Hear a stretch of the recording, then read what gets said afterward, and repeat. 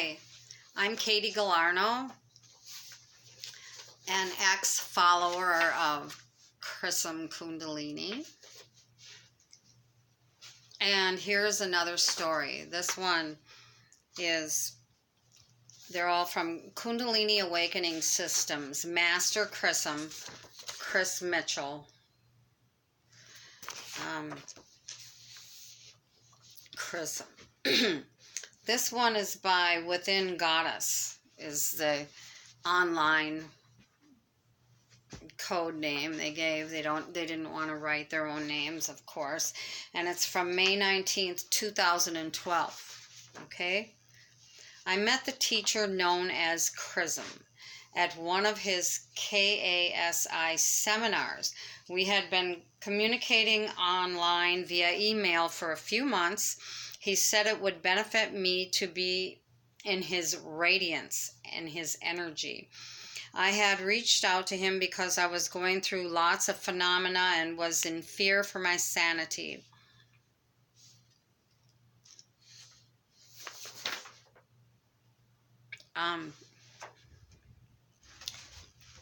Excuse me, that's not the one I planned to read. This one is about...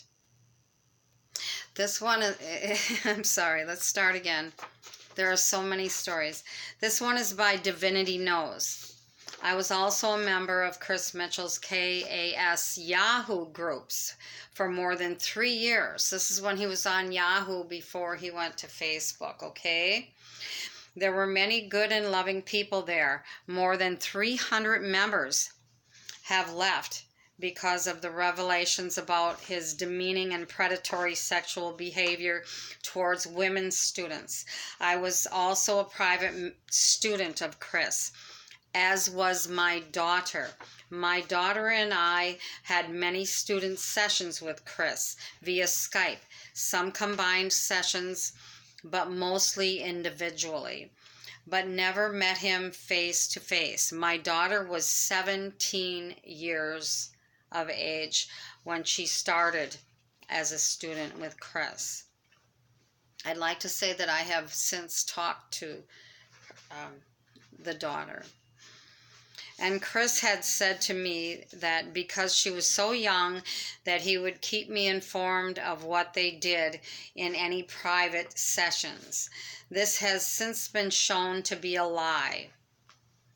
Chris likes his female students to undress as a form of surrender, and he says it lessens the influence of their ego. The lack of clothes was meant to remove any feeling of personal status.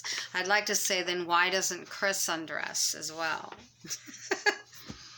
Thankfully, Skype gave my daughter a measure of protection, as sessions with him in person went way beyond undressing.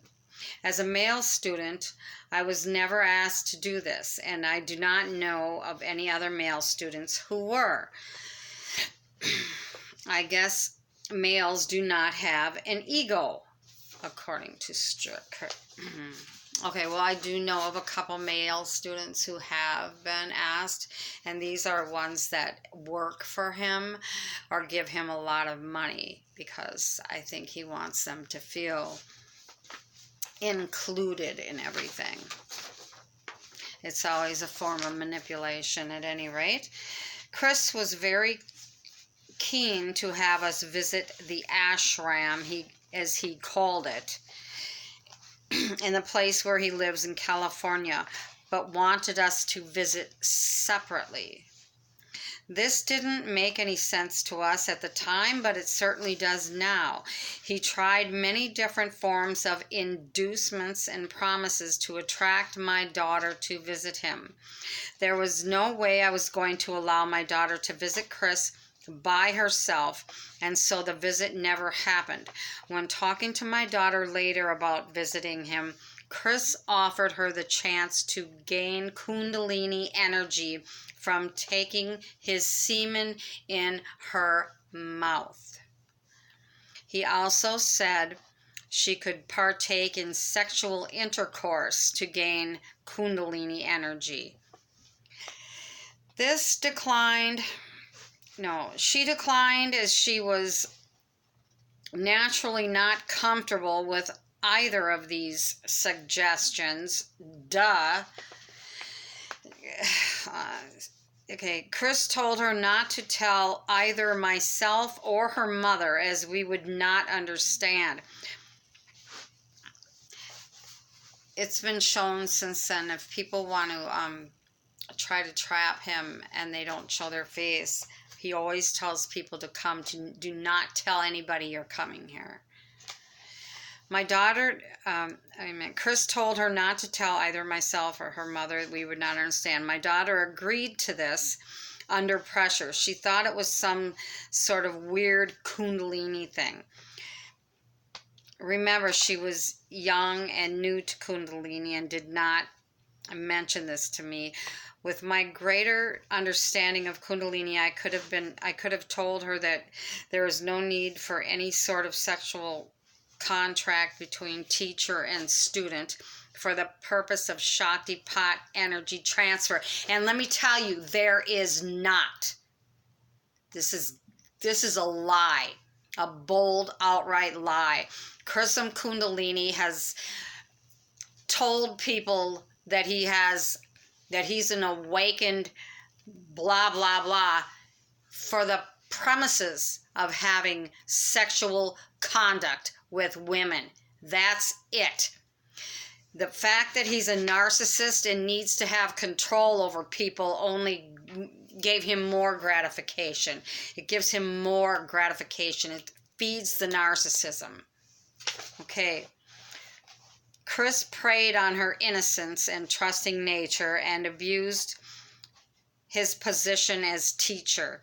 Having since found out the experiences of other female students who visited Chris, I am relieved that she never visited him. Thank God to the other female students who wrote their stories back in 2012 when he was committing this crime abundantly. Okay? Sorry I'm so intense.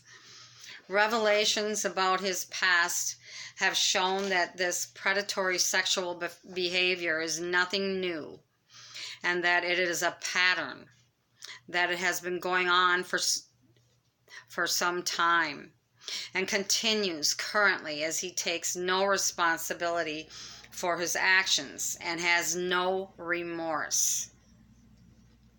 He does not practice what he preaches. That's damn right. He does not. He is very unstable.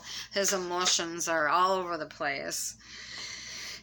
He doesn't eat right. He doesn't practice anything he preaches, actually. Well, regardless, let's just go on with this. And he comes from a fear-based instead of a love-based approach. Yes, that's true as well. His online persona is a front for the darker personality that is the real Chris Mitchell. And he is very different in person, as the experience of those of the ashram have known. He is unstable emotionally and definitely should not be giving Shaktipat. Can anybody really? You need to be emotionally balanced and come from a place of peace, love, and stillness. Okay. He aids his cause by keeping the truth buried as much as possible, and when he thinks that he might be exposed, he bans members from his group so that they cannot tell the truth of his behavior towards them. He tried this approach again recently, but this time the truth got out and Chris lost control of the situation. These posts have been created to try to get the truth out onto the internet.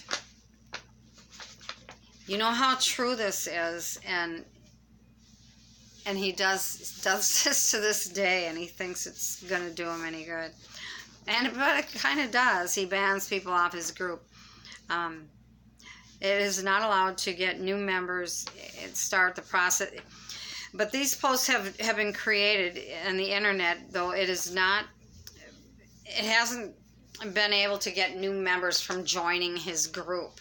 Facebook still allows him, okay? So it happened again in 2015.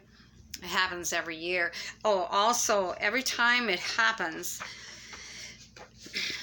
this isn't the end of the story, however, you can find it when on Cult Education, but you have to Google Kundalini Awakening Systems / Master Chrism / Chris Mitchell / Chrism.